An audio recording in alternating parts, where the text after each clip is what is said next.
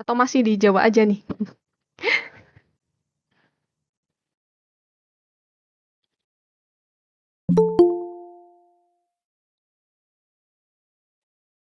Oke, selamat datang yang baru datang. Oke, untuk domisili kakak di Banjarnegara ya, di Jawa Tengah. Jadi kakak juga mengajar di Sigma untuk yang offline-nya, gitu ya, di kantor Sigmanya. Oke. Udah sarapan semua kan? Kalau belum, sambil sarapan juga nggak apa-apa ya. Yang penting, oke, thumbs up. Thank you, Rasa. Sudah, oke. Alhamdulillah. Nanti kalau misalnya haus, bisa sambil minum ya. Gitu ya. Kita santai aja di sini sambil belajar bareng-bareng untuk TKA Bahasa Indonesia. Kemarin kan sudah melakukan TO ya. TO yang A13. Jadi untuk hari ini kita bahas yang TO TKA yang Bahasa Indonesia yang A13 dulu gitu ya. Nanti untuk pertemuan berikutnya mungkin kita bahas yang TO-TO yang lainnya seperti itu. Jadi ada 3 bahasan untuk yang TKA Bahasa Indonesia. Itu ada pembahasan untuk pemahaman tekstual, kemudian ada inferensial, evaluasi, dan apresiasi. Mungkin teman-teman di sini sudah cari tahu ya tentang kompetensi atau kisi-kisi untuk Bahasa Indonesia. Kalau untuk tekstual itu nanti kebanyakan kita berkaitan sama teksnya, kayak gitu. Jadi untuk kalau misalnya kita lihat lebih lanjut untuk subkompetensinya gitu ya. Di sini bisa kelihatan ya kalau untuk tekstual itu nanti itu biasanya bentuk soalnya itu adalah kata serapan kayak gitu. Jadi untuk nanti kalian bisa memperbanyak istilah-istilah ya untuk bahasa-bahasa misalnya pakai bahasa daerah, kemudian ada bahasa asing gitu ya. Itu nanti bisa di kalau misalnya ada kata-kata atau yang kata-kata yang aneh gitu ya, bisa dicatat biar nambah informasi atau nambah eh, kata-kata yang belum kalian ketahui. Lalu untuk yang tekstual itu juga kalian nanti diminta untuk mengidentifikasi sebentar. Untuk mengidentifikasi latar karakter dan atau fenomena berdasarkan kosakata gitu ya. Nanti untuk teksnya itu bisa berupa teks fiksi atau non fiksi. Kalian sudah bisa membedakan kan antara fiksi sama non fiksi? Bisa ya. Kalau untuk yang teks berupa fiksi itu biasanya nanti berupa karya seperti hikayat, kemudian seperti novel seperti itu. Kalau untuk non fiksi, itu biasanya nanti kita pakainya adalah teks-teks yang bisa berupa berita ya, gitu. Nah, selain itu nanti ada soal yang dia tipenya itu menyusun kerangka. Mungkin kemarin kalian sudah mencoba ya untuk TO itu kan ada satu soal yang kalian disuruh membuat bagan gitu dari sebuah teks. Nah, itu biasanya nanti kaitannya itu adalah dengan ide pokok. Jadi kalian harus tahu gimana caranya kita mengambil ide pokok dari sebuah kalimat atau sebuah teks. Gitu. Lalu kemudian ada pemahaman inferensial. Nah, untuk pemahaman inferensial itu nanti kita lebih ke menyimpulkan ide pokok gitu ya. Jadi ada ide pokok, gagasan pendukung, kemudian tokoh, peristiwa, konflik, dan nilai-nilai dalam teks. Nah, nilai-nilai itu biasanya nanti yang ditanyakan seperti nilai budaya, kemudian nilai sosial, dan sebagainya seperti itu. Nah, selain itu nanti ada hubungan makna antar kalimat atau antar paragraf. Biasanya kalau untuk hubungan antar kalimat itu nanti kaitannya sama konjungsi seperti itu. Ini ya, selanjutnya adalah untuk memprediksi lanjutan atau akhir uraian cerita berdasarkan bagian tertentu dalam teks, seperti itu. Nih, biasanya kalau kayak gini, itu nanti kita diminta misalnya ada penggalan cerita, gitu ya. Jadi ada sebuah kisah atau sebuah cerita, kemudian nanti di situ ada titik-titiknya gitu di tengah-tengahnya. Nah, itu nanti kita biasanya itu untuk melengkapi kalimat yang rumpang di dalam teks itu atau di dalam paragraf tersebut seperti itu. Selanjutnya ada evaluasi dan apresiasi. seperti namanya ya, evaluasi. Berarti nanti kita diminta untuk mengevaluasi atau untuk menganalisis teks yang ada. Nah, itu nanti bisa relevansi atau hubungan dengan kehidupan sehari-hari, kayak gitu. Selain itu juga nanti biasanya untuk menilai keakuratan, kayak misalnya nanti ada teks, terus kalian diminta kira-kira pernyataan yang benar yang ada di teks itu seperti apa. Nah, seperti itu contoh soalnya. Atau misal nanti disuruh minta cari kelemahan teksnya itu apa aja. Apakah kalimatnya itu padu dengan teks tersebut atau enggak, seperti itu. Selain itu, nanti ada ketepatan sama kesesuaian penggunaan bahasa. Kalau ini biasanya kaitannya dengan ejaan, gitu ya. Jadi kalian nanti kaitannya sama EYD ya. Jadi bisa belajar dikit-dikit tentang EYD, gitu. Karena nanti biasanya untuk yang kayak gini, EYD itu biasanya sering keluar di teks yang ada di bahasa Indonesia, gitu. Kemudian ada yang menggambarkan karakter. Biasanya ini nanti soalnya itu ditanyakan apa watak tokoh dari si A atau watak tokoh si B dan lain-lain. Kemudian ada menyimpulkan respon.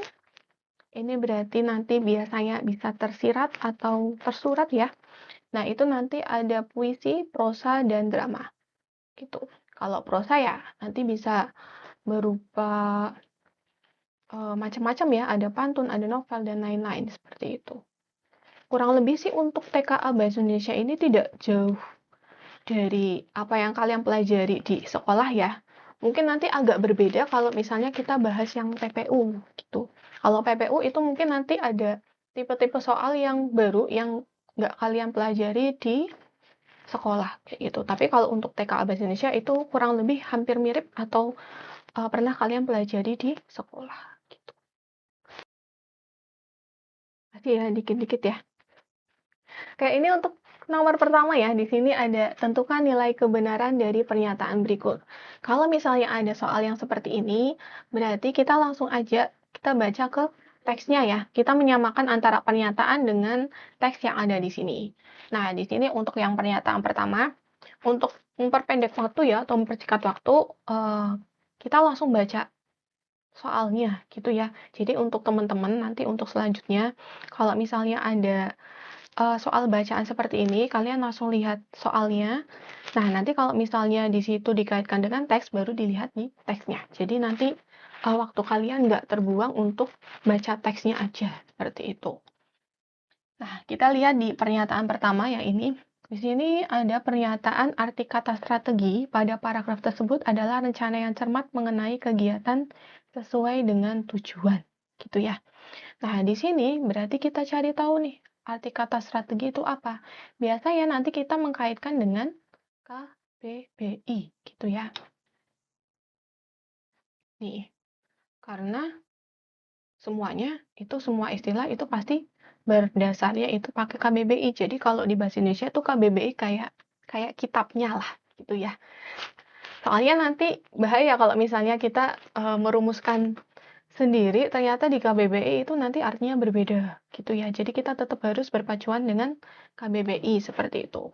Tapi memang kita nggak bisa hafal semua ya istilah di KBBI. Jadi kalau kayak gini misalnya nggak tahu artinya, nanti kita cari nih kata strategi itu di kalimat berapa seperti itu ya. Di kalimat yang mana aja. Nah, di sini kan kalau dari teksnya itu pemerintah dituntut memiliki kebijakan dan strategi pertahanan nasional. Untuk di kalimat 4 ini, pemerintah dituntut memiliki kebijakan dan strategi pertahanan nasional. Membagi dengan jelas peruntukan lahan pertanian, industri, permukiman, dan hutan. Nah, kalau misalnya kita lihat di KBBI, itu memang strategi adalah rencana yang cermat mengenai kegiatan untuk mencapai sasaran khusus, gitu ya. Nah, kalau misalnya nggak tahu artinya apa, berarti kan di sini ada tuntutan ya tentang kebijakan dan strategi. Kalau strategi kan biasanya itu nanti ada rencananya ya, kayak misalnya kita lagi main game gitu ya. Gimana sih strateginya? Berarti kan gimana sih rencananya biar kita bisa menang kayak gitu ya. Jadi kalau misalnya di sini udah ada kata rencana, berarti kemungkinan yang pernyataan pertama itu dia adalah benar ya. Kayak gitu. Nah, terus selanjutnya, kalimat fakta terdapat pada nomor 1 dan 3. Nah, untuk fakta, kan kita sudah belajar ya, mungkin dari kalian SD mungkin ya, dipelajari dari fakta dan opini. Intinya kalau fakta itu kan berarti dia harus objektif ya. Jadi itu dia harus objektif. Kemudian biasanya untuk fakta itu pasti dia sudah terjadi. Gitu ya. Kalau belum terjadi itu kan baru angan-angan ya, atau baru kayaknya gini deh gitu ya. Terus di sini biasanya ciri khasnya banget gitu ya, kalau fakta itu pasti ada data atau angka. Kayak gitu. Nah, kita lihat nih di nomor 1 dan nomor 3. Nah, di nomor 1 ini, Badan Pertahanan Nasional menyatakan ada 73 hektar. Nah, ini ada apa? Ada angka, gitu ya. Jadi, kalau ada angka, kemungkinan itu adalah fakta, gitu ya. Jadi, yang nomor 1 itu adalah fakta. Terus, selanjutnya yang nomor 3. Undang-Undang Agraria menyebutkan semua hak atas tanah mempunyai fungsi sosial. Di bagian kalimat 3 ini, di sini ada kata-kata Undang-Undang Agraria.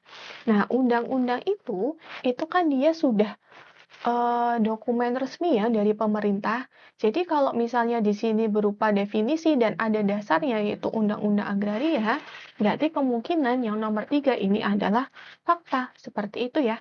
Jadi untuk yang nomor 2, pernyataan 2 ini dia adalah benar. Gitu ya. Nah, sekarang kita lihat di pernyataan 3. Tujuan penulis pada paragraf tersebut adalah untuk menghibau adanya kepastian hukum agar orang dapat bekerja dengan tenang. Gitu ya.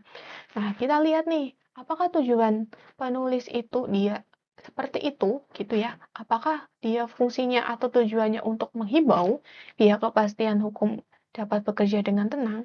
Nah, kita lihat di sini. Di sini kan ada kata-kata dituntut ya. Yang nomor 4 ini, pemerintah dituntut memiliki kebijakan strategi dan pertahanan nasional, gitu ya. Biasanya kalau untuk tujuan penulis, kita itu cari simpulannya atau ide pokoknya dulu, gitu ya. Kalau di sini itu kan simpulannya itu adalah adanya tuntutan, gitu ya. Yang dituntut siapa? Pemerintah. Jadi yang pernyataan 3 itu dia adalah salah, gitu ya. Jadi benar-benar salah. Jawabannya itu adalah yang C, gitu. Coba teman-teman yang kemarin, bener nggak yang untuk ini? Jawabannya C semua nggak? Atau lupa jawabannya yang kemarin seperti apa? Kalau misalnya masih salah, nggak apa-apa. Ini kan baru trial ya, baru percobaan pertama. Nanti untuk next selanjutnya pasti bisa. Gitu. Oke, ada yang ditanyakan? Kalau nggak ada, kita lanjut aja ke nomor 2 dan 3. Ini ada teks tentang dampak ekonomi digital terhadap pertumbuhan usaha kecil dan menengah atau UKM. Gitu ya. Nah, di sini yang nomor 2 itu soalnya adalah kalian diminta untuk membuat bagan, gitu ya, atau memilih bagan yang tepat itu apa untuk menggambarkan bagian-bagian penting dalam teks. Kalau misalnya kayak gini, yang ditanyakan itu bagian-bagian penting, otomatis itu kaitannya sama ide pokok, gitu ya. Kan nggak mungkin ya teks sebanyak ini kita baca dari paragraf 1 sampai paragraf 4, gitu ya. Ini sangat memakan banyak waktu. Jadi cara kita, tipsnya itu adalah kita cari ide pokoknya per paragraf gitu ya. Karena ide pokok itu kan dia kayak jantungnya ya, jantungnya suatu paragraf atau dia kepalanya suatu paragraf gitu. Jadi kalau misalnya ide pokoknya bahas apa, kalau paragraf yang baik, itu pasti nanti kalimat penjelasnya itu dia akan mendukung ide pokoknya atau mendukung kalimat utamanya seperti itu. Nah, berarti kita caranya gimana? Caranya adalah kita cari ide pokok tiap paragraf. Nah, yang paragraf 1 tuh gimana? Kalian udah bisa cari ide pokok sendiri?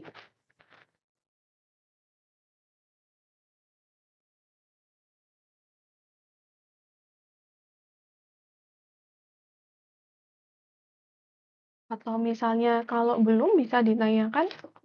Kalau sudah, berarti kita lanjut aja ya. Yang penting kalian bisa membedakan kalimat utama, kalimat penjelas, dan ide pokok gitu ya. Karena nanti itu jadi 3 komponen penting untuk mengerjakan bahasa Indonesia gitu ya. Gak cuma di TK aja, tapi di UTBK juga penting banget buat kalian tahu apa sih ide pokok, kalimat utama, sama kalimat penjelas gitu ya. Oke, kalau di ini paragraf 1 ya, ekonomi digital telah membawa perubahan besar dalam berbagai aspek bisnis, terutama bagi usaha kecil dan menengah. Dengan adanya teknologi digital, UKM kini memiliki peluang lebih besar untuk berkembang dan bersaing di pasar yang lebih luas, gitu ya. Jadi di sini yang sebelumnya kalimat pertama itu ini ya membahas tentang membawa perubahan besar terutamanya bagi UKM gitu ya. Nah, ternyata di kalimat berikutnya di sini ada dengan adanya teknologi digital, UKM punya peluang yang lebih besar. Itu kan berarti dia masih menjelaskan tentang kalimat yang pertama ya. Gini. Jadi, kemungkinan untuk ide pokok yang di paragraf 1 itu adalah di kalimat pertama. Gitu ya. Berarti untuk paragraf 1 itu dia adalah tentang dampak ekonomi digital. Karena di sini kan dijelaskan ya. Dengan adanya teknologi, UKM kini memiliki peluang lebih besar. Di sini ada kata-kata peluang lebih besar.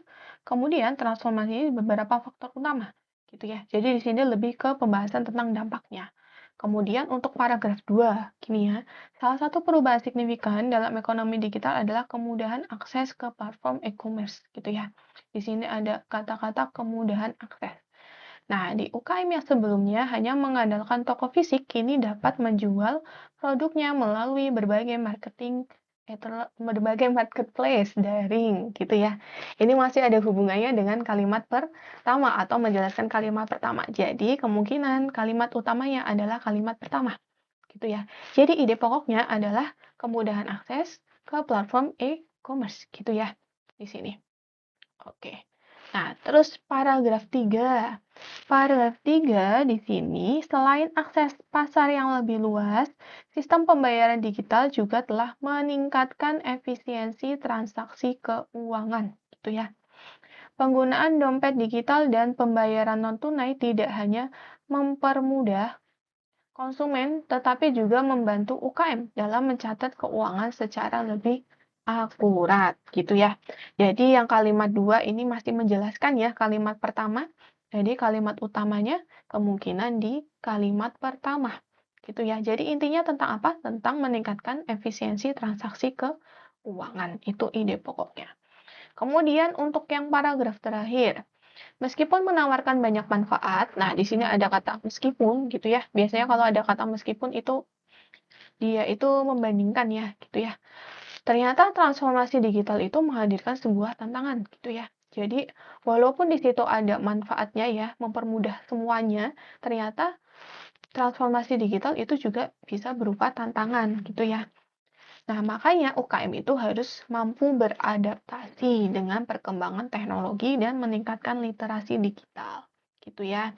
Nah, selain itu, di sini juga dengan segala peluang dan tantangannya, gitu ya. Ekonomi digital telah menjadi faktor kunci dalam mendorong pertumbuhan UKM. Di sini ada kata-kata mendorong pertumbuhan UKM. Jadi, dengan adanya tantangan ini, gitu ya, itu bisa nanti mendorong pertumbuhan UKM. Makanya nanti di paragraf keempat itu adalah tantangan dan peluang pertumbuhan karena di sini ada kata-kata menjadi faktor kunci dalam mendorong pertumbuhan seperti itu. Oke. Nah, dari informasi ide pokok yang kita dapatkan dari paragraf 1, 2, 3, dan 4, nanti kita lihat nih, di sini kira-kira yang dia masuk ke dalam poin-poin yang ada di tiap paragraf ini yang mana, gitu ya. Nanti kita bisa lihat judul teksnya dulu ya, sebagai kepalanya gitu ya sebelum kita bikin poin-poinnya atau bagian-bagiannya. Kalau di sini kan tentang apa sih dampak ekonomi digital terhadap pertumbuhan UKM nih. Nah, berarti ya nanti kita bahasnya tentang ekonomi digital aja gitu ya. Nggak mungkin kan tiba-tiba kita bahasnya tentang ekonomi makro atau ekonomi mikro gitu kan nggak mungkin nih karena kita lagi bahas tentang ekonomi digital gitu ya. Nah, berarti kita lihat nih di sini, ekonomi digital, oke. Peluang UKM, Kalau peluang UKM enggak ya, karena nanti di situ kan judulnya itu tentang dampak ekonomi digital ya. Kemudian ekonomi berbasis teknologi informasi. Ini juga enggak ya. Peluang UKM tradisional juga enggak. Kemudian inovasi UKM juga kurang tepat ya. Karena kita lagi bahasnya ekonomi digital gitu ya, bukan inovasi UKM-nya seperti apa. Jadi walaupun ini mudah ya, jadi dilihat judulnya ini langsung ketahuan jawabannya A. Tapi nanti kalian recheck dulu ya untuk poinnya. Kayak misalnya di sini kan kelihatan ya, di sini ada dampaknya. Oke, tadi kita sudah ada ini dampak ekonomi digital. Kemudian manfaat teknis yang diperoleh. Ini berarti kaitannya sama paragraf 2 dan paragraf ketiga. Gitu ya.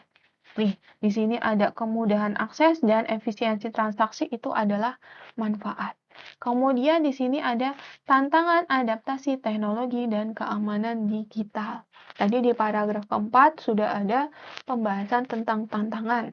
Dan yang terakhir peluang pertumbuhan dan berkelanjutan UKM. Nah, di paragraf 4 juga tadi di bagian akhir ada penjelasan kalau itu tuh kalau misalnya berhasil itu nanti dia bisa mendorong pertumbuhan UKM. Jadi jawabannya tepat itu adalah yang seperti itu ya. Gitu. Bisa ya, kalau misalnya nanti disuruh bikin bagan atau tabel, nanti kalian langsung cari ide pokoknya ya. Kayak gimana ide pokoknya biar untuk mempermudah kalian membuat bagan. Jadi cari poin-poinnya aja gitu. Yang penting dalam satu bagan itu dia bisa mencakup semua poin-poin yang ada dalam paragraf di teks tersebut. Gitu. Lanjut, yang nomor 3. Nomor 3 ini bagaimana pola pengembangan paragraf ke-1, 2, dan 3. Gitu ya. Nah, di sini tentukan benar atau salah untuk setiap pernyataan berdasarkan isi teks. Nah, di sini pernyataannya itu fokusnya di paragraf 1, 2, dan 3. Ini masih pakai teks yang sama ya. Ini kakak potong aja di 1, 2, 3 aja. Nah, kita lihat di paragraf pertama. Kalau paragraf pertama menggunakan pola sebab akibat karena menjelaskan bagaimana teknologi digital menyebabkan perubahan bagi UKM, gitu ya. Nah, coba kita lihat di sini, ekonomi digital telah membawa perubahan besar dalam berbagai aspek bisnis, terutama bagi usaha kecil dan menengah. Dengan adanya teknologi digital, UKM kini memiliki peluang lebih besar untuk berkembang dan bersaing di pasar yang lebih luas. Nah, di sini ya, ada penekanan di bagian sini dengan adanya teknologi digital gitu ya. Jadi di sini itu nanti mengkaitkan bahwa kalau ada teknologi digital ya berarti UKM punya peluang lebih besar dong. Berarti kan secara nggak langsung itu menyebutkan akibat adanya teknologi digital kan. Jadi yang pernyataan pertama itu dia termasuknya ke benar ya, pola sebab akibat kayak gitu. Kemudian kita lihat pernyataan kedua. Paragraf kedua menggunakan pola proses karena menjelaskan langkah-langkah bagaimana UKM memanfaatkan e-commerce gitu. Oke, coba kita lihat di sini. Salah satu perubahan signifikan dalam ekonomi digital adalah kemudahan akses ke platform e-commerce. UKM yang sebelumnya hanya mengandalkan toko fisik kini dapat menjual produknya melalui berbagai marketplace daring. Hal ini memungkinkan mereka menjangkau konsumen di luar wilayah lokal, bahkan hingga ke pasar tradisional. Di sini ada hal ini, gitu ya. Dengan biaya operasi yang lebih rendah dibandingkan toko fisik, UKM dapat mengakolekasikan data. Nah, kalau kita lihat di paragraf kedua ini ya, dari pernyataan kalimat 1 sampai kalimat yang terakhir ini kan dia berupa langkah-langkahnya ya. Jadi awalnya dia kalau misalnya perubahan signifikan itu dia adanya aksesnya yang mudah gitu ya. Terus habis itu ternyata dengan akses mudah itu sekarang UKM tuh bisa jual produk lewat daring loh, nggak hanya toko fisik aja. Nah, langkah selanjutnya hal itu memungkinkan kalau misalnya si UKM itu bisa menjangkau ke konsumen yang lebih luas lagi gitu ya, bahkan internasional. Jadi di sini ada step by step-nya ya, gimana dari awalnya dia dikasih kemudahan, kemudian kemudahan itu nanti bisa bikin UKM-nya jadi gampang gitu ya jual produknya ke lewat daring, kemudian Habis itu ternyata lewat dari itu bisa ngejangkau konsumen nggak cuma di lokal aja nih, tapi bisa sampai ke internasional gitu.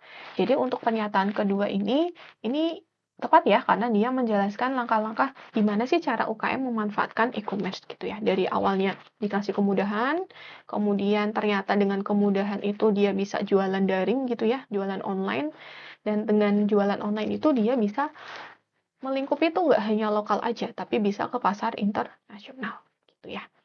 Pernyataan ketiga, paragraf ketiga menggunakan pola klasifikasi karena membagi sistem pembayaran UKM menjadi beberapa kategori yang berbeda gitu ya. Coba kita lihat di sini. Selain akses pasar yang lebih luas, sistem pembayaran digital juga telah meningkatkan efisiensi transaksi keuangan. Penggunaan dompet digital dan pembayaran non-tunai tidak hanya mempermudah konsumen dalam berbelanja, tetapi juga membantu UKM dalam mencatat keuangan. Gitu ya. Apakah di sini ada klasifikasi membagi sistem pembayaran jadi beberapa kategori?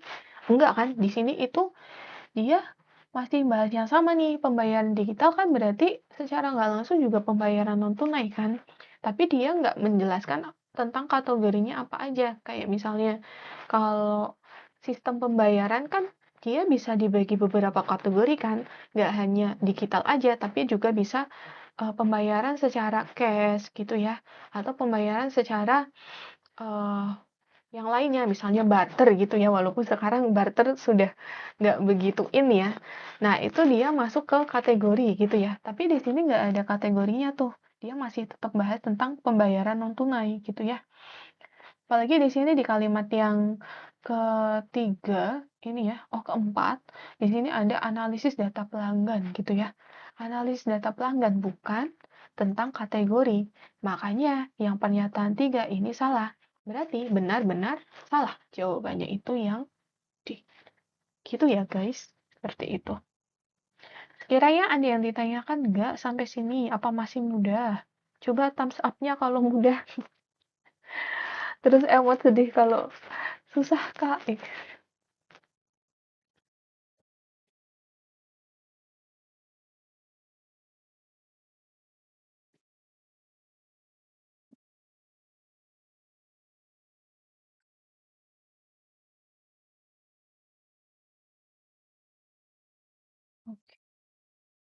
Oh iya, karena ini kita nggak kayak kemarin ya, kita pakai, wah ternyata mudah. Oke, berarti sudah master-master semua ini.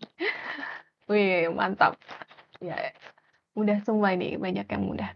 Oke, karena ini kita agak berbeda ya dari kemarin. Kita hari ini pakai Google Meet karena ada error-error dikit ya untuk yang Zoom kemarin, yang link kemarin. Jadi nanti ini kita bakalan berakhir sebentar, tapi nanti kakak kirimkan link berikutnya ya. Jadi nanti kalian bisa join di link berikutnya. Karena ini terbatas waktu. Jadi nanti kita bolak-balik ya, bolak-balik masuk keluar. Karena terbatas waktu gitu ya. Gak apa-apa ya, guys. Gak apa-apa ya. Nanti sekalian kalian bisa istirahat sebentar gitu ya.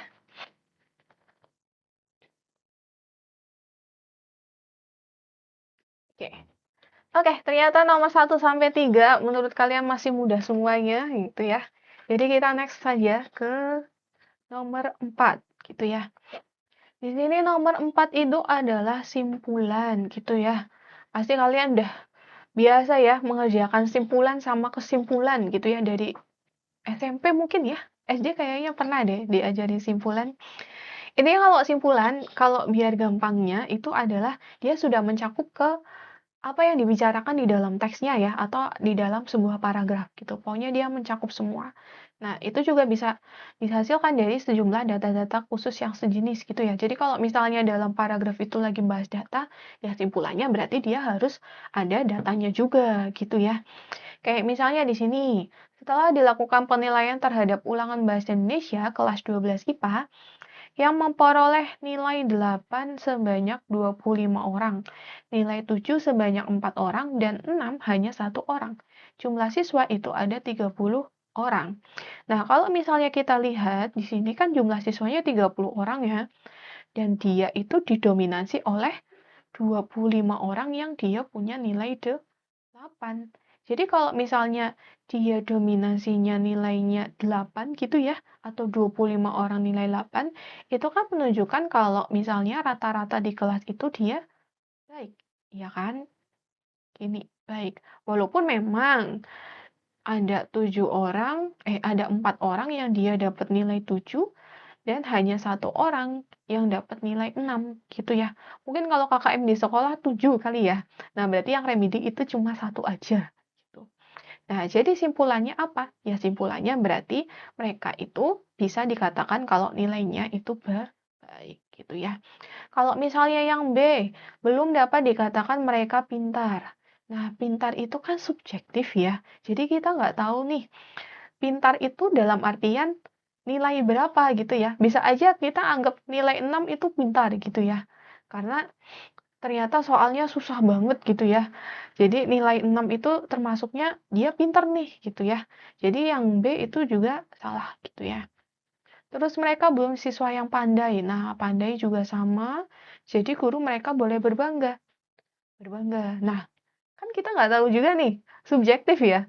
Bisa guru bangga kalau misalnya semuanya benar gitu ya. Atau semuanya dapat nilai 100 gitu. Baru bisa bangga gitu kan. Kan kita nggak tahu nih. Terus mereka memang anak yang rajin-rajin. Nah, kita juga nggak tahu. Bisa aja nih.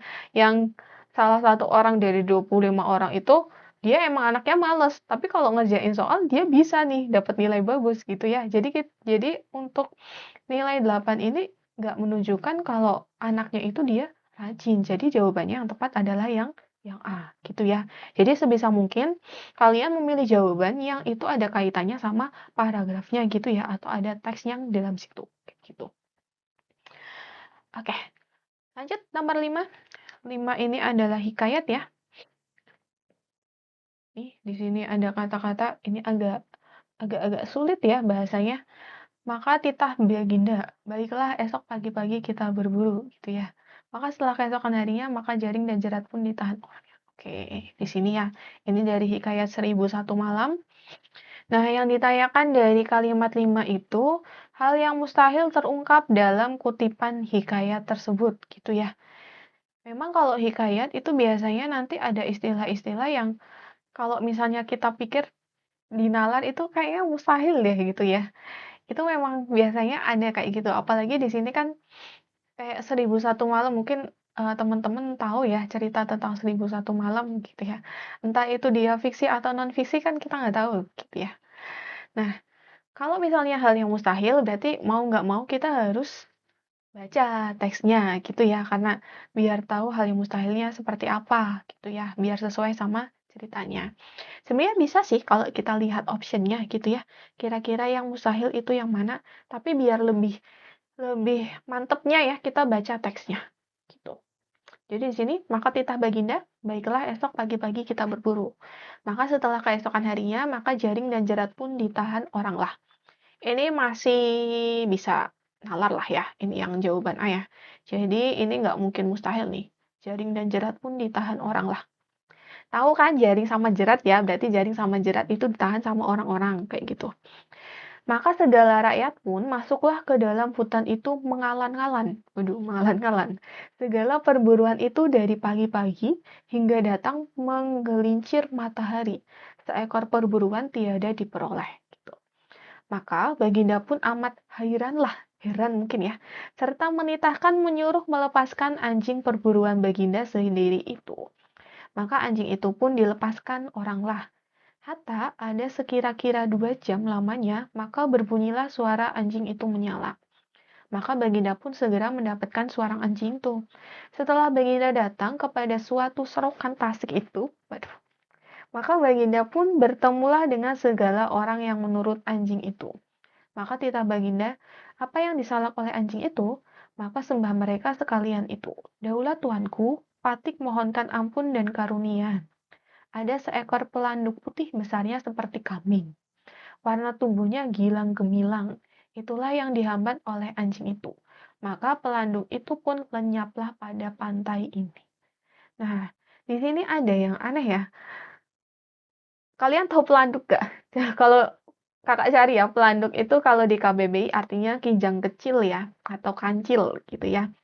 Makanya di sini ada ciri-cirinya itu misalnya seperti kambing gitu ya. Kalau kancil kan biasanya besarnya kayak kambing gitu ya. Warna tubuhnya gilang gemilang gitu. Tapi di sini ada yang aneh nih.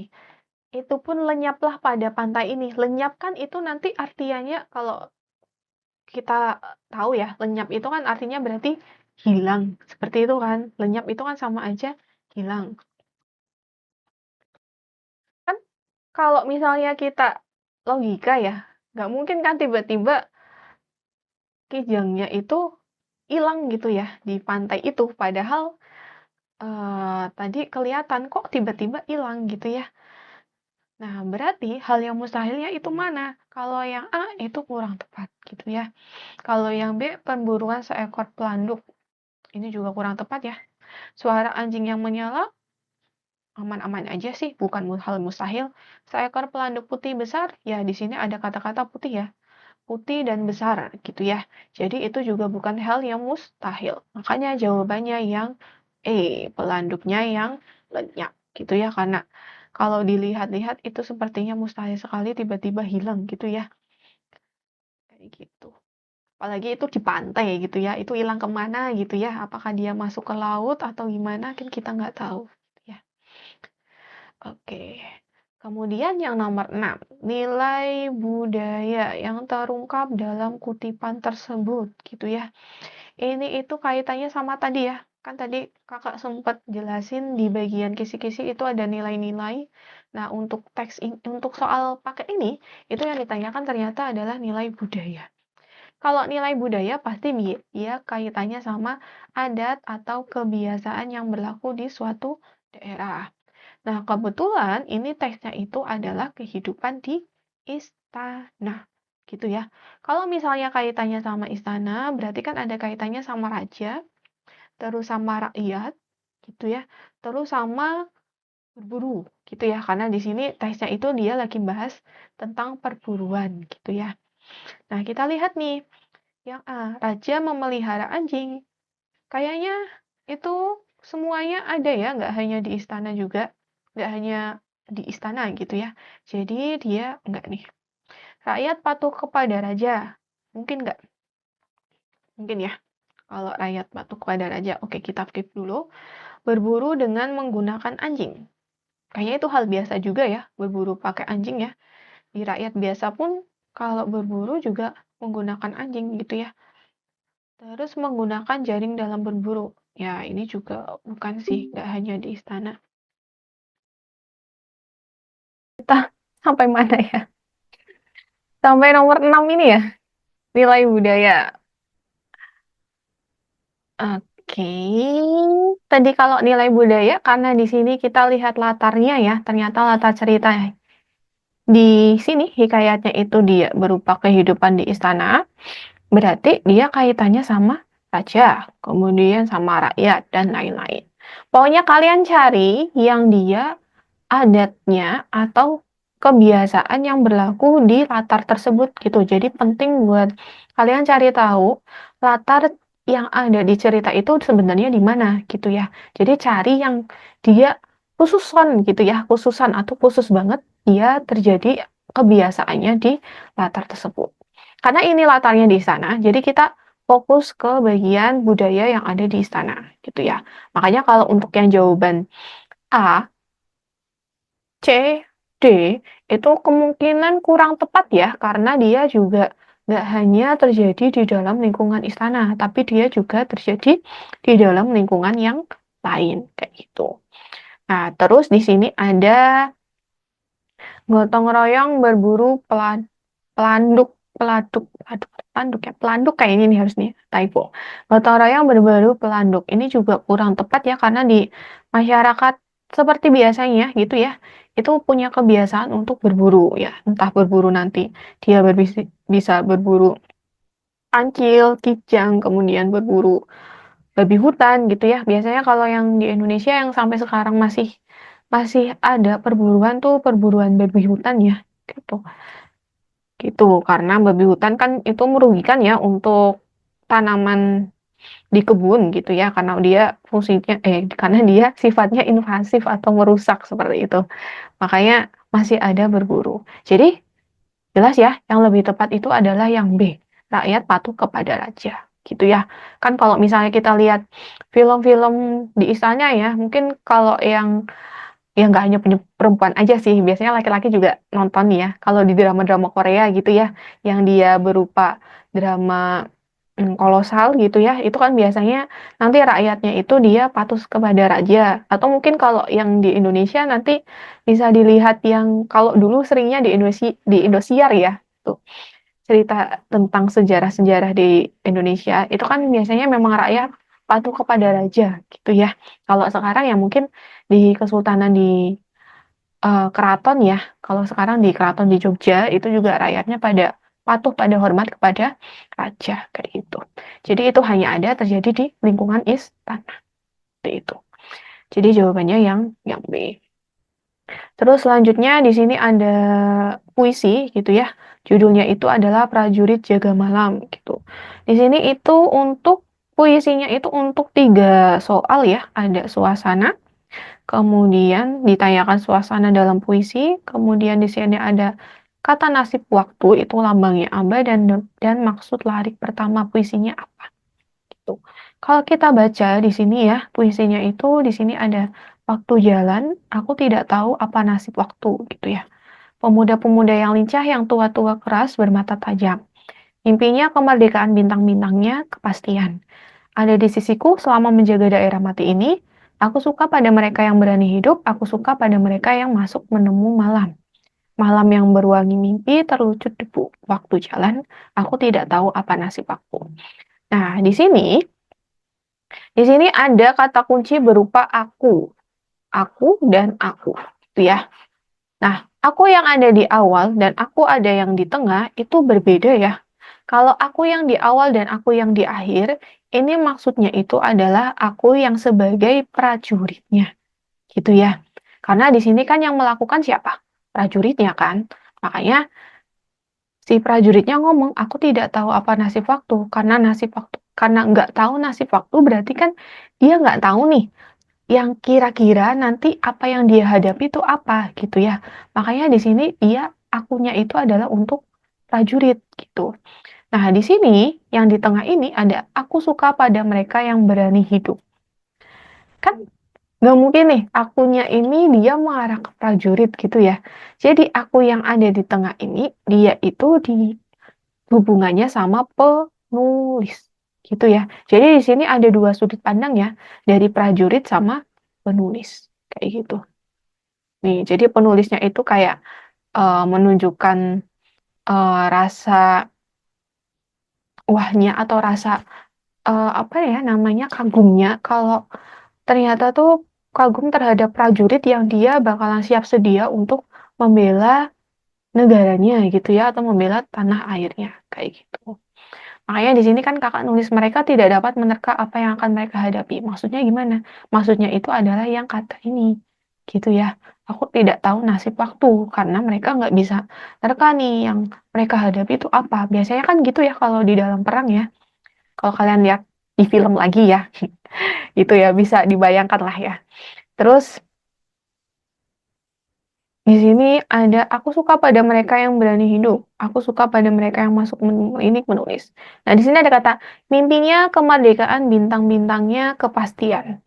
Berarti kan di sini kalau kita kaitannya sama bintang-bintang itu kan sesuatu yang indah ya atau harapan yang baik gitu atau harapan yang diinginkan. Nah, ini itu adalah menjadi alasan kenapa si prajuritnya itu bisa ngelewatin malam-malam yang mencekam itu, gitu. Karena mereka punya mimpi nih, kalau misalnya nanti di akhir mereka itu bisa merdeka, gitu. Jadi mereka kayak punya mimpi kepastian kalau ternyata yang dia lakukan saat ini itu sebenarnya nggak sia-sia loh, tapi dia bisa uh, menggapai mimpinya dia, mencapai kemerdekaan kayak gitu. Makanya di sini kakak nulis kata kuncinya itu ada aku kemerdekaan kepastian menjaga dan nasib waktu kayak gitu. Nah kalau dari sini kita bisa tahu ya makna puisinya tuh apa sih? Dia itu menggambarkan keberanian ya prajurit dalam berjaga malam gitu. Karena walaupun dia nggak tahu akhirnya kayak gimana, tapi mereka tetap tetap lincah nih kan ada lincah yang tua-tua keras mereka tetap tetap awas terhadap lingkungannya, karena mereka yakin kalau mereka itu nanti bakalan merdeka. Kalau kayak gitu berarti kan kelihatan ya suasananya itu adalah dia semangat gitu ya. Berarti prajuritnya itu pada semangat tuh buat membela negaranya dia atau untuk mencapai kemerdekaan seperti itu. Nah, yang nomor 8, kata nasib waktu dalam puisi tersebut melambangkan apa? Nah, di sini ada kata nasib waktu.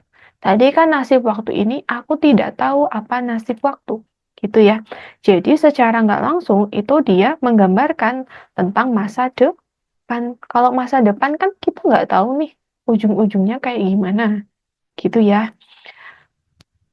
Makanya di situ nasib waktu itu lebih ke masa depan. Kemudian yang nomor 9, maksud larik pertama. Larik pertama adalah waktu jalan, gitu ya. Waktu jalan tuh maksudnya apa, gitu ya. Di sini waktu jalan, jalan itu kan ya kita tahu ya kalau jalan kan pasti nanti ada akhirnya, ada tujuannya. Kenapa sih kita jalan? Pasti kan kita jalan itu ada alamatnya ya, ada tujuannya. Nah, waktu jalan itu berarti dia adalah kalau jalan kita menuju tujuan atau menuju akhir, berarti secara nggak langsung dia mengatakan bahwa waktu itu kan dia apa ya, rentang rentang ketika dia berusaha ya atau berjuang. Makanya waktu jalan itu secara nggak langsung nunjukin bahwa akhir sebuah perjuangan. Kayak gitu. Karena di sini konteksnya jalan mereka itu kan jalannya si prajurit tuh. Ya kan? Mana teks. Oke. Di sini jalannya itu adalah jalan untuk prajurit. Berarti kan kita menanyakan tujuannya prajurit gitu ya. Nah, tujuannya prajurit itu apa sih? Untuk berjuang gitu ya. Ini. Berarti kalau misalnya di situ waktu jalan, karena jalan pasti memiliki akhir, berarti tujuannya di sini adalah akhir dari perjuangan. Kayak gitu. Seperti itu ya. Memang kalau untuk memaknai puisi itu agak-agak tricky ya, karena kita harus mengkaitkan antara satu larik dengan larik yang lainnya. Kayak gitu. Tapi nanti kalau misalnya kalian sering belajar ya, sering berlatih soal-soal, pasti nanti kalian bisa memaknai puisi dengan mudah. Kayak gitu. Gitu ya. Karena ini pasti ada, gitu ya, ada puisi. Soalnya tadi kan di kisi-kisi itu ada prosa ya. Prosa itu kan termasuk ke dalam puisi. Jadi ini pasti keluar dalam bentuk puisi. Jadi kalian harus sering-sering baca puisi ya. Biar kalian bisa bisa memaknai maksud puisi itu apa gitu ya. Kalau puisi kan biasanya sering pakai kata-kata hiperbola gitu ya. Jadi biar kalau kalian sudah terbiasa, nanti kalian sudah tahu gambarannya seperti apa. Gitu ya kan kata-kata orang lama-lama pasti nanti terbiasa gitu. Oke. Selanjutnya nomor 10 di sini ada penggalan naskah drama ya. Di sini ditanyakan watak tokoh Jamal. Oke, biasanya kalau untuk watak kita nanti lihat ya apakah dia bentuknya tersirat atau tersurat gitu ya. Kalau misalnya di situ ada watak yang tersurat, berarti kemungkinan jawabannya itu gitu ya. Bisa kan kalian membedakan tersurat dan tersirat ya? Gitu. Kalau tersurat biasanya sudah ada di teks gitu. Kalau tersirat berarti kita yang menyimpulkan sendiri tuh wataknya kayak gimana. Nah, di sini coba kita baca dulu naskah dramanya. Di sini ada ibu sama Jamal. Ibunya bilang, Jamal anak ibu. Jamal, ibu selama ini ibu kemana saja? Jamal rindu sama ibu. Lalu ibunya tersenyum lembut. Kau kelihatan sedikit kurus. Jamal, ibu juga. Ibu terlihat lebih gemuk dan terlihat beda sekali. Tidak seperti biasanya. Ibu, kau sekarang kelihatan dewasa. Jamal, sholatmu masih rajin kan? Betapapun berat hidup yang kita jalani, apabila kita tidak kembali kepadanya, semuanya akan sia-sia, nak. Kita ini hidup karena diembuskan napas olehnya, anakku. Nah, di sini kelihatan ya wataknya ya, secara tersurat gitu ya. Di sini ibunya ngomong nih, kamu kelihatan dewasa loh. Jamal maksudnya mal apa jam. Nah, di sini ada sholatmu masih rajin kan? Masih, di sini ada kata masih. Masih berarti dia sebelumnya rajin nggak? Nih, kalau masih. Masih, di sini kan ada kata masih. Masih kan berarti sebelumnya sudah sudah dilakukan ya, gitu. Jadi kalau misalnya di sini ada kata masih rajin, berarti sebelumnya rajin dong. Gitu ya. Kalau sebelumnya rajin, berarti kemungkinan watak tokoh yang ditulis siapa? Tadi kalau ada yang tersurat, kita pilih yang tersurat. Jadi jawabannya yang C. Gitu ya. C, C. Jadi yang nomor 10 itu adalah C, rajin. Oke. Dari 1 sampai 10, ada yang dipertanyakan? Atau mungkin dari 10 nomor ini ada yang betul semua kemarin ya, waktu tryout tuh ya. Ada? Kalau ada bisa thumbs up gitu ya. Gimana nih? 10 soal. Apakah susah? Gampang? Itu bisa kalian reaction ya. Pakai nangis ya. Atau pakai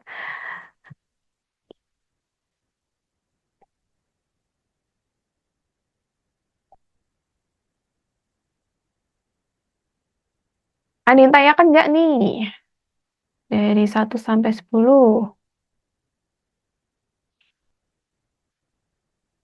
Masih aman semuanya ya?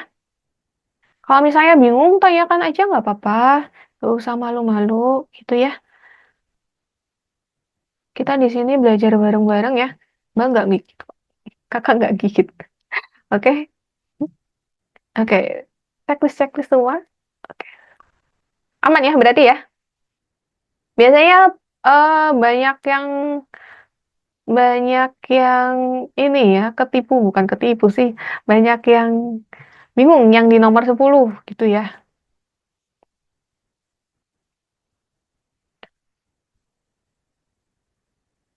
Soalnya di situ kan secara nggak langsung kayak peduli juga ya.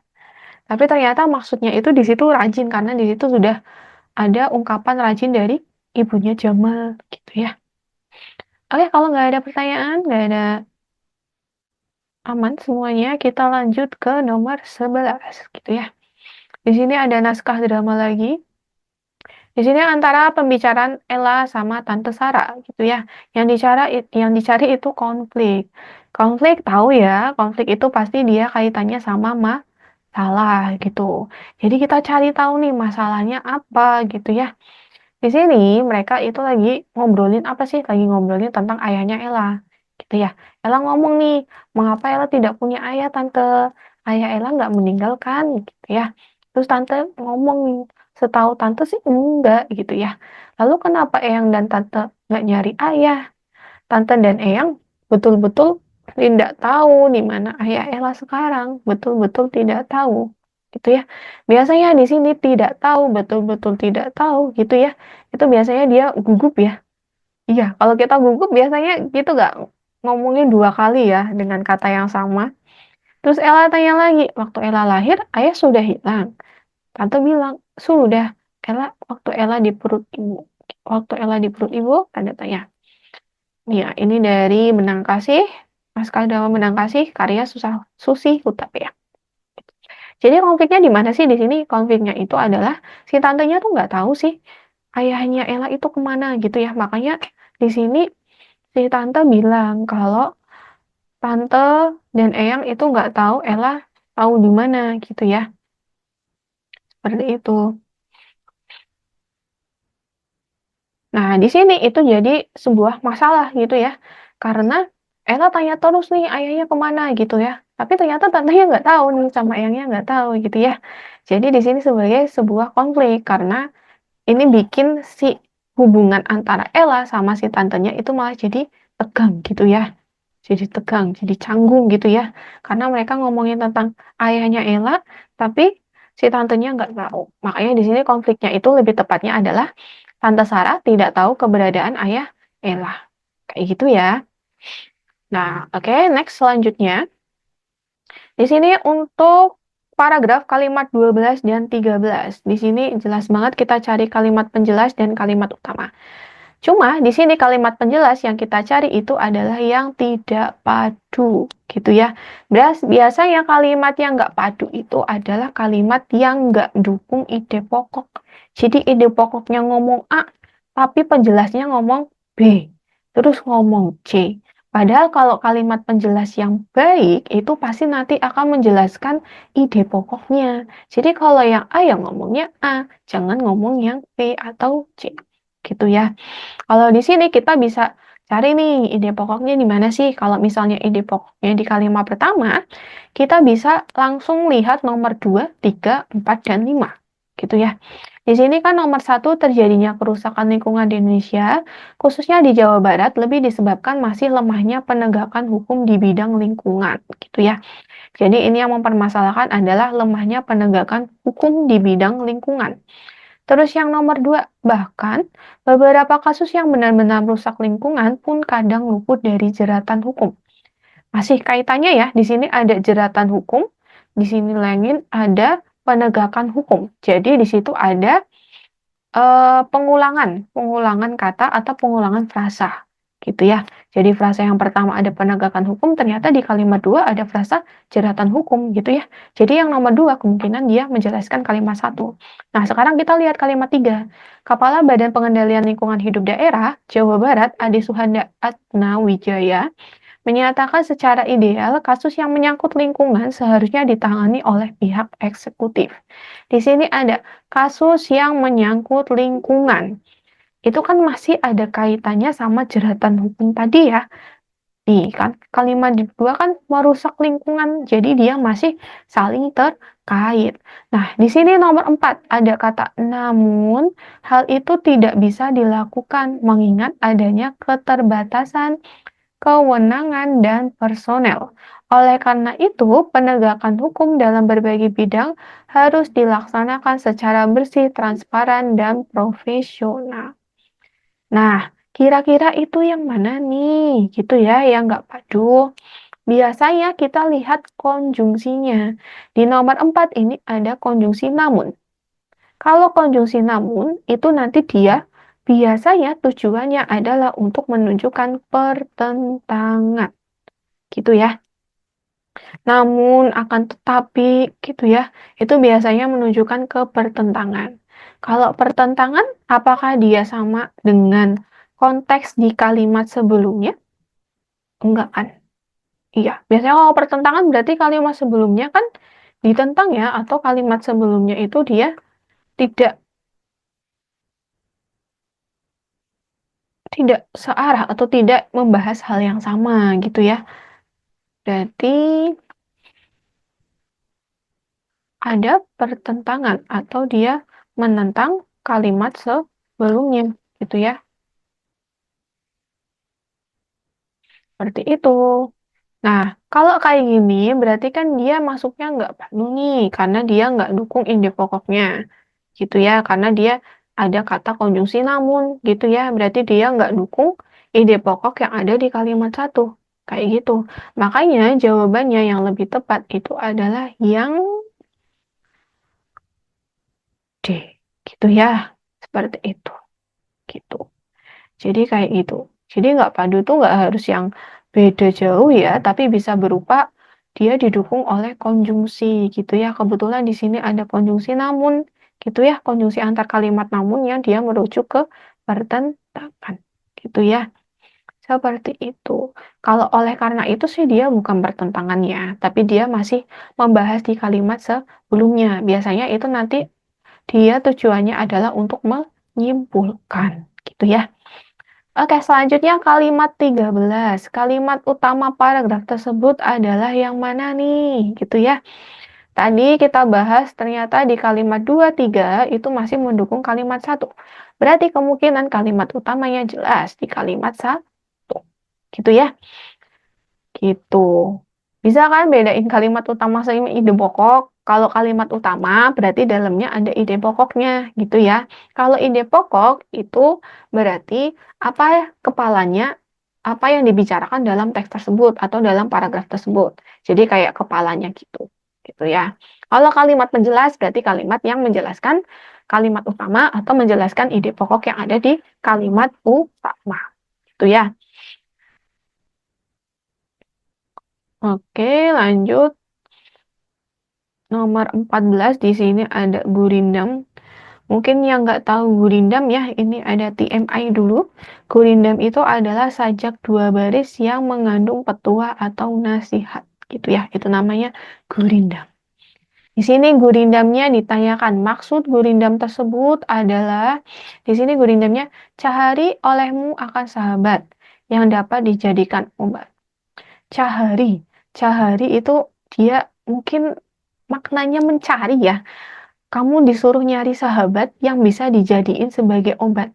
Kalau obat, itu biasanya kaitannya sama apa sih? Kalau obat kan dipakai buat mengobati penyakit ya. Iya. Tapi di sini itu kaitannya sama konteks sahabat. Sahabatnya itu jadi obat. Berarti sahabatnya itu dia pasti bisa menjadi teman ketika si kitanya itu lagi duka gitu ya. Kalau misalnya kita lagi sedih, kita butuh temen nggak? Butuh kan biasanya. Biasanya ya. Harusnya sih butuh ya. Ya kan tipe orang beda-beda ya. Ada yang dia mau didamaikan gitu ya, atau mau dipuk-puk gitu ya sama temennya. Ada tipe orang yang dia eh, sedih-sedih sendiri gitu ya. Tapi kalau misalnya kalian sedih, lebih baik kalian mencari teman ya, jangan sendirian ya. Gitu. Karena nanti kan biasanya kalau kita share gitu kan lebih plong gitu ya. Kayak gitu. Oke, lanjut lagi balik ke teksnya. Di sini yang dapat dijadikan obat. Berarti kalau obat sudah pasti temennya itu bisa jadi tempat duka. Kalau duka pasti juga tempat suka gitu ya. Jadi ini teman jadi tempat suka dan duka gitu ya. Seperti itu. Jadi maksudnya gurindam ini apa? Maksudnya itu adalah kita harus mencari teman yang dia sekiranya bisa menjadi tempat sukanya kita dan menjadi dukanya kita. Kayak gitu ya. Makanya jawabannya yang tepat itu adalah yang D, gitu ya. Ini, carilah sahabat yang bisa berbagi dalam suka, duka, dan duka. Gitu ya. Bukan menjadi obat saat luka ya. Nggak mungkin ya, kalau misalnya kita luka jatuh, emang sahabatnya bisa jadi obat? Kan enggak gitu ya. Kalau luka ya nanti dikasih betadine gitu ya. Oke, selanjutnya nomor 15. Maksud pantun tersebut adalah, di sini ada pantun bunga mawar bunga melati ditabur orang di batu karang. Sungguh elok tanahku ini walau jauh tetap ku kenang gitu ya. Di sini ada sungguh elok tanahku walau jauh tetap ku kenang. Jadi intinya adalah walaupun kita jauh di kota manapun atau di negara manapun, tetap tanah air kita itu adalah tempat lahirnya kita atau tempat awalnya kita ada kayak gitu ya. Jadi kalau kayak gini merujukan apa? Cinta ya. Iya. Cintanya terhadap siapa? Terhadap tanah air. Kayak gitu. Gitu ya. Soalnya kan biasanya ada kaitannya tanahku. Tanahku itu berarti dia kaitannya sama tanah air nih. Gitu ya. Kan biasanya kalau di lagu-lagu kebangsaan kan kayak gitu ya. Tanah air. Tidak kulupakan gitu ya. Oke, selanjutnya.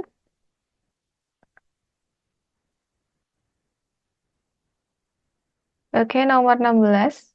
Bentar. Di sini mungkin ada teman-teman yang coret-coret ya.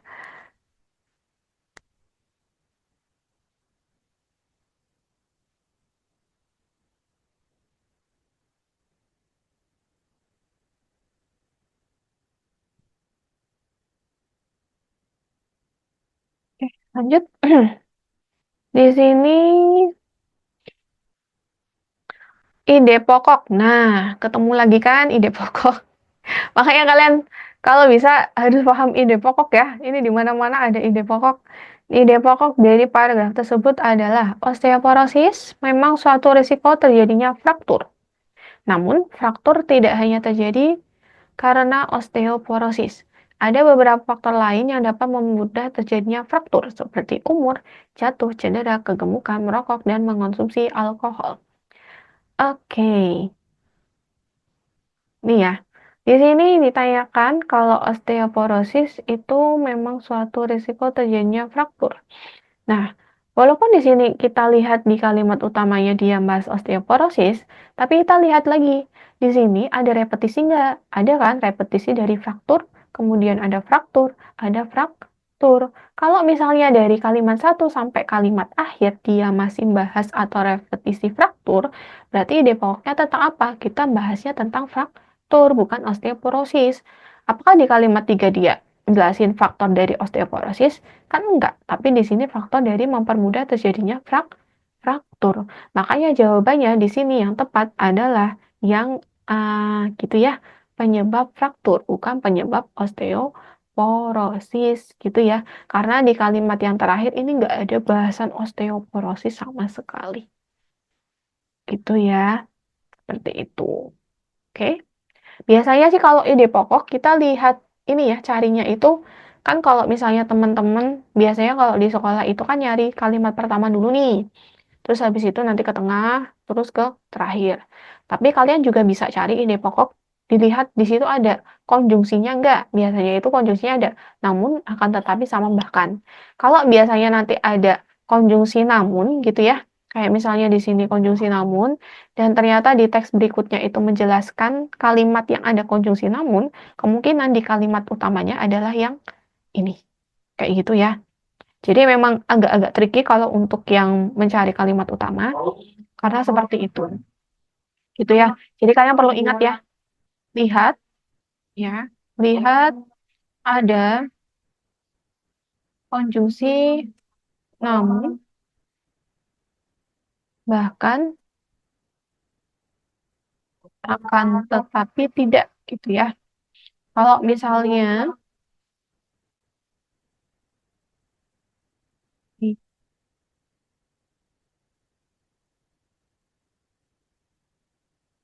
kalau misal ada gitu ya, misal ada ketiga konjungsi itu, lihat kalimat setelahnya gitu ya. Apakah menjelaskan atau tidak? Menjelaskan kalimat tersebut tidak. Kalau iya, maka kemungkinan kalimat utamanya adalah kalimat tersebut. Gitu ya. Ini perlu diingat-ingat ya, teman-teman semuanya. Itu. Seperti itu.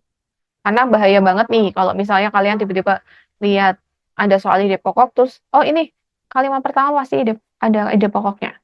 Enggak ya, enggak tentu ya. Karena biasanya di kalimat pertama itu nanti ada basa-basinya juga. Kayak misalnya, apakah osteoporosis itu berbahaya? Gitu, tanda tanya. Kan nggak mungkin ya, pertanyaan itu bisa jadi kalimat utama atau ada ide pokoknya. Kan enggak, itu cuma kayak basa-basi aja. Kemungkinan kalimatnya itu bisa kalimat utamanya setelah bentuk pertanyaan itu. Kayak gitu. Oke, selanjutnya nomor 17. Di sini ada keteladanan tokoh Teguh Karya dalam kutipan biografi tersebut, gitu ya. Kalau keteladanan sudah pasti dia tentang hal yang positif, gitu ya. Gak mungkin ada hal negatif kita teladani, itu salah besar ya. Kalau ada hal negatif ya kita jauhi, jangan diteladani, gitu ya. Nah, kalau kayak gini kita bisa lihat nih di situ kira-kira keteladanannya apa nih ya, seperti tadi perlu diingat kita lihat yang tersirat dulu ya, tersirat dan tersurat gitu ya. Di sini terlahir dengan nama Lim Chon Ho di Pandeglang, Jawa Barat 22 September 1937. Teguh Karya yang oleh rekan terdekatnya akrab dipanggil Om Steve adalah sutradara film pelanggan Piala Citra. Dia layak disebut suhu teater Indonesia yang banyak melahirkan sinias-sinias terkemuka. Ia seorang pekerja keras dan selalu, nah di sini, ia seorang pekerja keras dan selalu bersungguh-sungguh dalam menggarap film maupun drama. Bagi para seniman, ia dianggap sebagai bapak, guru, sekaligus teman. Beberapa aktor, aktris film Indonesia berjaya dan populer setelah membidangi film-film Teguh Karya. Oke, coba kita, ya, ya. Jadi kita lihat ya di sini pilihan gandanya. Apakah ada kata pekerja keras dan bersungguh-sungguh? Yang A, Ada. ada ya. Yang B, iya benar kan? Nah, di sini ada Iya. pekerja keras dan selalu bersungguh-sungguh. Gitu ya. Jadi nanti kalian lihat tersurat dulu ya. Ada di teksnya apa enggak. Kalau misalnya nggak ada, berarti kalian bisa pakai tersirat atau menurut kalian gimana nih wataknya kayak gitu. Ini hampir sama kayak soal yang tadi yang wataknya si Jamal gitu ya, yang tadi nomor berapa? Itu hampir sama. Oke, lanjut nomor 18. Pertanyaan yang sesuai dengan isi paragraf. Ini mah harus ya dibaca paragrafnya ya, karena yang ditanyakan pertanyaan. Belakangan ini banyak anak Indonesia menjadi juara dalam berbagai perlombaan internasional.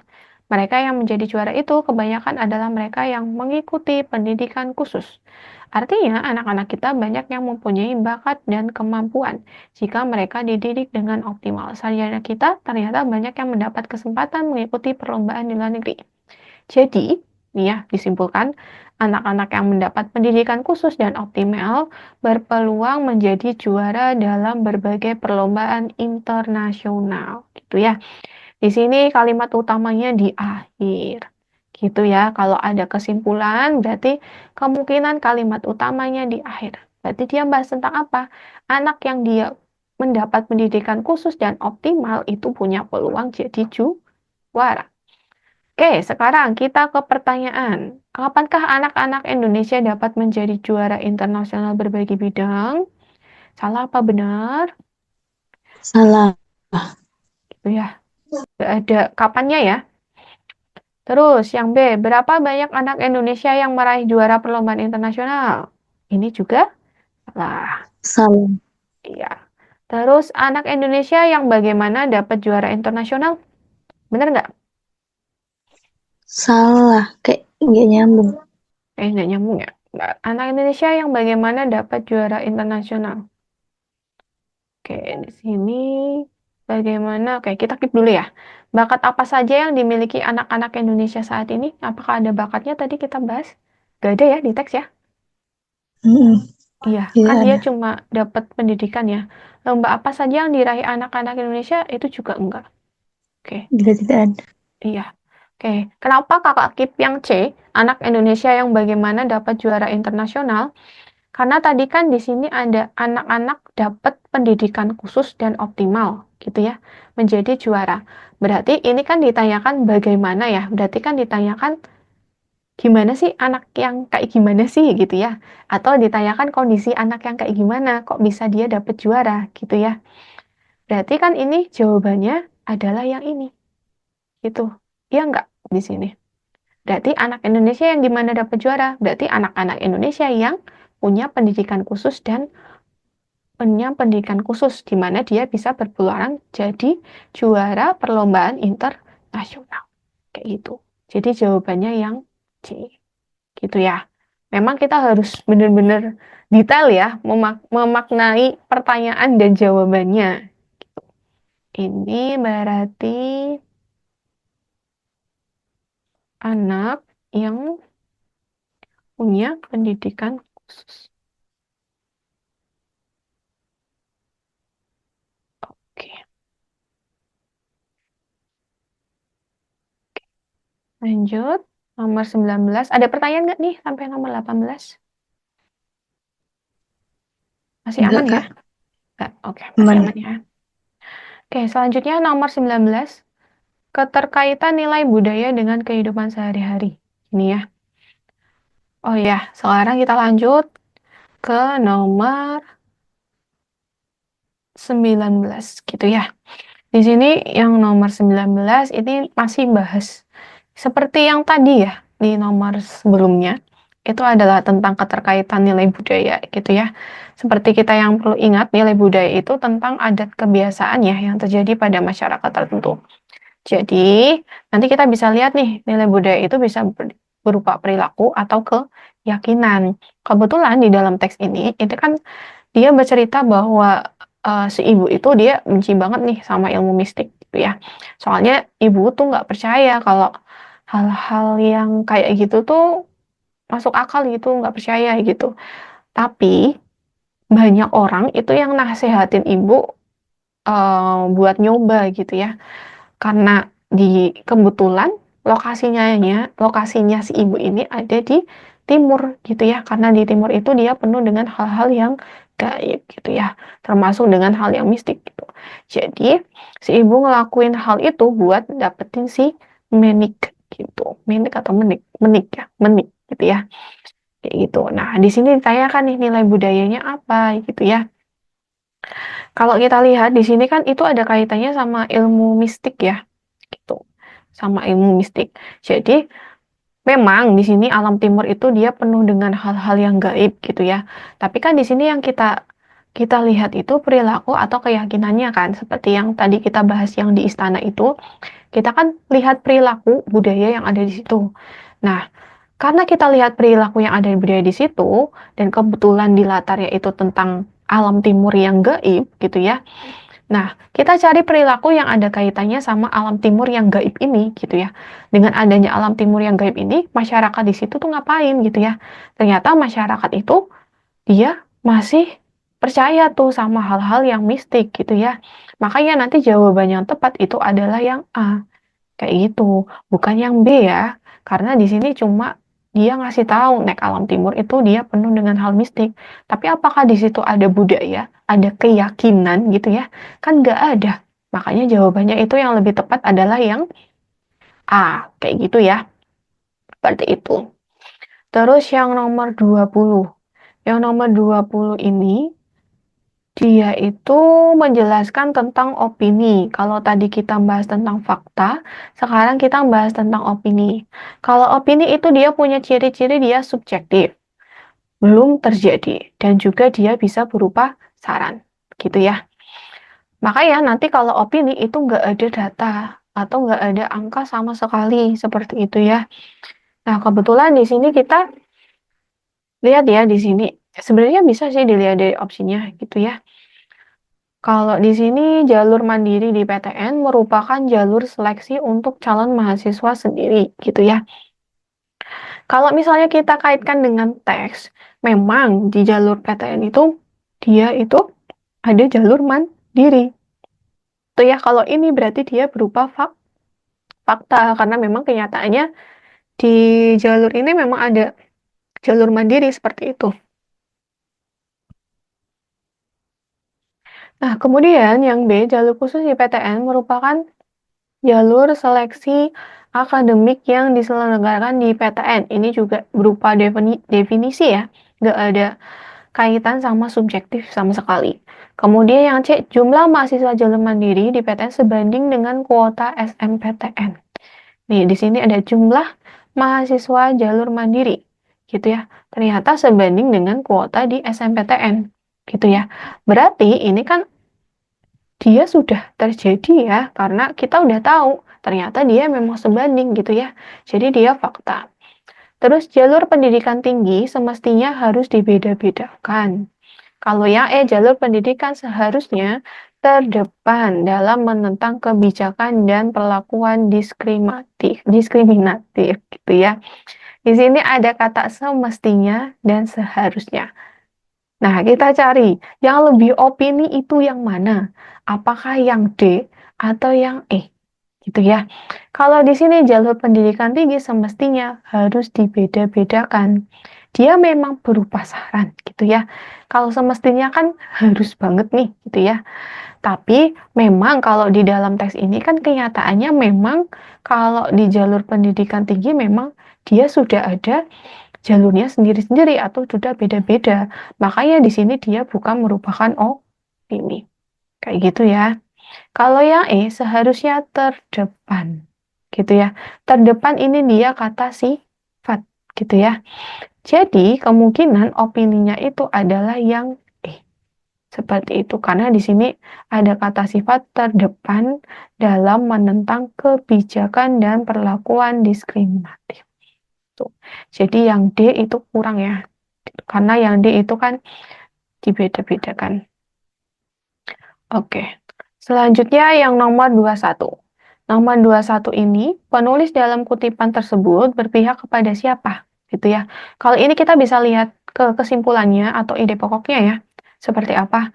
Nah, di sini kan kalau kita baca itu di sini itu penulisnya itu dia lebih kemana? Kalau di sini kan disebut jalur khusus karena yang jalur ini berada di luar mekanisme. Gejala komersial di tubuh PTN diibaratkan oleh kecenderungan, gitu ya. Dengan memperlakukan biaya operasional PTN, lembaga pendidikan tinggi diharap mengembalikan hakikatnya. Lembaga pendidikan sudah semestinya tidak membeda-bedakan apapun, apalagi kemampuan materi. Lembaga pendidikan juga seharusnya berada di barisan terdepan, gitu ya. Jadi jawabannya yang mana? Penulis dalam kutipan tersebut berpihak kepada siapa? Oke, Anda yang jawab yang B.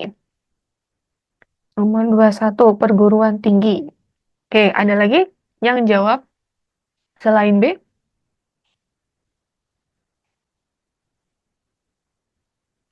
Kalau bisa di sini mungkin kalau misalnya kita baca memang dia berpihak kepada perguruan tinggi ya.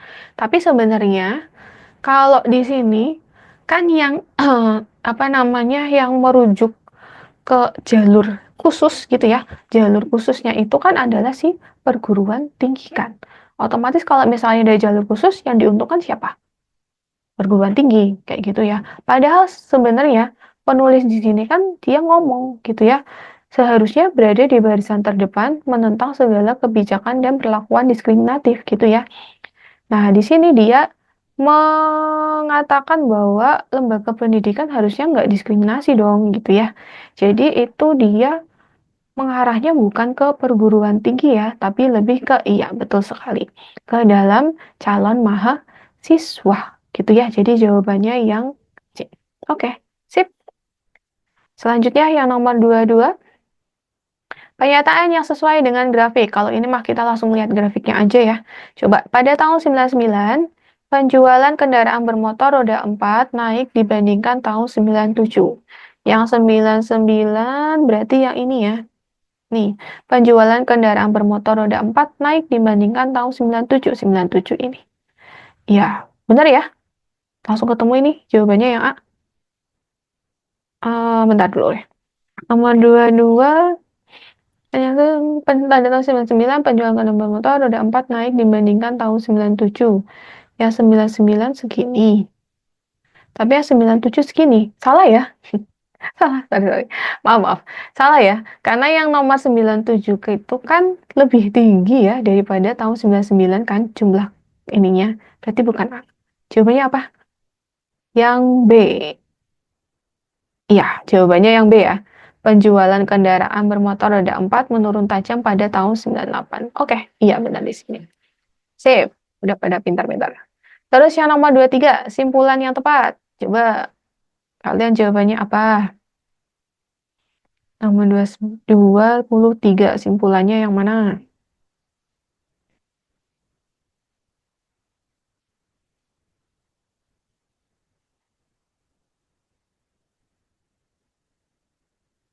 Yang A?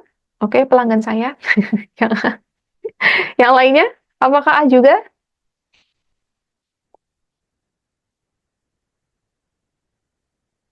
Penjualan kendaraan bermotor roda 4 sejak tahun 97 sampai 2004 mengalami naik turun. Kayak kita lihat 97 sampai 2004. Oke, ya, benar ya, yang A ya. Soalnya di sini nggak tentu nih, ada yang turun, ada yang naik, ada yang naik, ada yang turun, ada yang naik, gitu ya. Oke, nomor 24. Nih, perhatikan tabel berikut. Pasangan yang amanat dan watak astuti. Amanat itu kan berarti pesan yang ingin disampaikan ya, gitu ya. Kira-kira yang mana nih? Kalau Chan teksnya ya Allah Gusti Allah Bude. Surasi terisak-isak kami semua mengira Bude sudah meninggal, ternyata Bude Humayni masih hidup, alhamdulillah. Para mahasiswa yang kos di rumah saya itu akhirnya tahu, ternyata selama ini Astuti menyimpan bebannya sampai rapat. Tempat mengadunya hanya satu, Tuhan di atas sana. Mengaji, membaca Al-Quran setiap malam, yang dilakukan sampai menangis adalah cara yang dipilihnya dalam memohon Tuhan mengembalikan ibunya. Segenap penghuni rumah kos itu terhenyak ketika mereka membayangkan bagaimana kira-kira yang mereka rasakan jika mereka lah yang mengalami peristiwa itu. Oke, kalau dari sini kira-kira si Astuti itu orangnya kayak gimana sih? Apakah pendiam? Pendiam? Enggak ya? Enggak kan? Kalau sabar, ya bisa ya sabar ya. Soalnya kan nama dia itu mencoba untuk berdoa gitu ya. Tempat mengadunya itu hanya satu di Tuhan gitu ya. Jadi dia sabar sambil mengadu kepada Tuhan gitu ya. Kalau lemah hati enggak juga, mudah berprasangka enggak, teguh hati bisa juga sih dikit bisa. Oke, berarti 1, 3, 4 enggak nih. Yang 1, 3, 4. Oke. Kalau yang A2 berdoa dan memohon kepada Tuhan, makanya dia jadi sabar. Oke. Kalau D5 berempati kepada orang lain lebih baik daripada berprasangka. Enggak ya. Berarti jawabannya yang tepat adalah yang A gitu. Yang A2 ini. Gitu. Oke, terakhir 25. Berdasarkan pencapaian tersebut, mengapa pendapat Sena sangat baik dalam menilai keakuratan dari informasi yang disajikan? Kita langsung fokus aja ke bagian Sena. Sena di sini ngomong, aku sependapat dengan kalian berdua. Tetapi rasanya teks tersebut akan lebih baik jika disertai data pertumbuhan UKM dalam kurun waktu 5 tahun terakhir atau pendapat ahli di bidang ekonomi, gitu ya. Kita lihat di pertanyaan pertama, Sena menyoroti bahwa teks harus mudah dipahami oleh semua kalangan, termasuk yang awam terhadap ekonomi, gitu ya. Kira-kira benar apa salah, gitu ya? Atau setuju atau tidak setuju, gitu. Kalau Sena menyoroti bahwa teks harus mudah dipahami oleh semua kalangan, termasuk yang awam terhadap ekonomi. Setuju nggak nih? Setuju? Sena menyoroti bahwa teks harus mudah dipahami. Di sini ada kata mudah dipahami oleh semua kalangan. Oke, kita keep dulu deh kalau misalnya setuju. Tapi kalau menurut kakak sih di sini ini ya, karena di sini ada data dan pendapat ahli. Biasanya kalau ada data dan pendapat ahli, itu berarti kaitannya nggak sama orang awam gitu ya. Jadi hanya bisa dipahami sama ini, dipahami sama ahlinya gitu ya.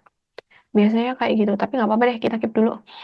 Terus yang pernyataan kedua, Sena mempertimbangkan kelengkapan dan dasar bukti dari informasi yang merupakan bagian dari menilai keakuratan teks. Apakah pernyataan dua setuju? Iya, setuju ya. Di sini dia mempertimbangkan kelengkapan atas dasar bukti dari informasi yang merupakan bagian dari menilai keakuratan. Karena di sini kan ditanyakan ya, bahwa kalau lebih baik dia punya data gitu ya. Apalagi datanya harus waktu 5 tahun. Oke. Coba pernyataan 3. Sena memiliki inisiatif untuk memperbaiki isi teks dengan pendapat pribadinya. Pendapat pribadi sebagai ahli ekonomi. Ini jelas salah. Iya benar. Enggak ya, enggak setuju. Oke, berarti 2 setuju, 3 tidak. Berarti T ya, belakangnya T. Ini nggak mungkin, ya ini nggak mungkin, ya ini nggak mungkin, yang ini juga. Sebentar. Kalau berarti kalau setuju Y ya, YT ya berarti ya. YT belakangnya YT. Oke. Nah, sekarang yang I. Setuju nggak nih? Sena menyoroti bahwa teks harus mudah dipahami oleh semua kalangan, termasuk yang awam terhadap ekonomi. Gitu. Kalau menurut kakak sih ya, karena ini kan dia lebih baik kalau ada data pertumbuhan UKM dalam kurun waktu 5 tahun nih, dan atau pendapat ahli. Kalau misalnya ada pendapat ahli atau data, itu biasanya nggak semua orang paham sih, hanya orang-orang tertentu. Kan biasanya kalau pendapat ahli kan pakai istilah-istilah yang sulit ya, atau istilah yang ada di ekonomi, kayak gitu. Ya, jadi ya kalau menurut kakak sih, ini itu nggak bener ya. Ya kayaknya nggak deh. Iya benar. Nggak benar ya pelanggan saya. Dan berarti jawabannya lebih tepat yang ini tidak setuju. Berarti yang TYT. TYT itu jawabannya yang C. Oke. Selesai. Seperti itu. Oke, sampai sini ada yang ditanyakan? Aman tentram? Pelanggan saya aman ya? Ada yang ditanyakan nggak pelanggan saya? Atau yang lainnya? Bisa ya? Dari nomor 1 sampai 25. Mungkin nanti agak tricky dikit kalau yang harus mirip-mirip di pilihan gandanya. Nanti kalau misalnya, pokoknya yang penting kalian itu harus sering-sering latihan soal gitu ya. Apalagi soal yang tipe-tipe TKA seperti ini, biar nanti terbiasa kayak gitu. Apalagi kan kalau untuk TKA itu nanti ada model MCMA ya, yang multiple choice kayak gitu. Kalau untuk hari ini kita jawabannya kebanyakan yang masih pilihan ganda kayak gitu. Mungkin nanti TO selanjutnya bakalan lebih sulit lagi ya. Oke, nggak ada pertanyaan nih, sama sekali tidak ada. Masih aman? Coba thumbs up-nya kalau aman.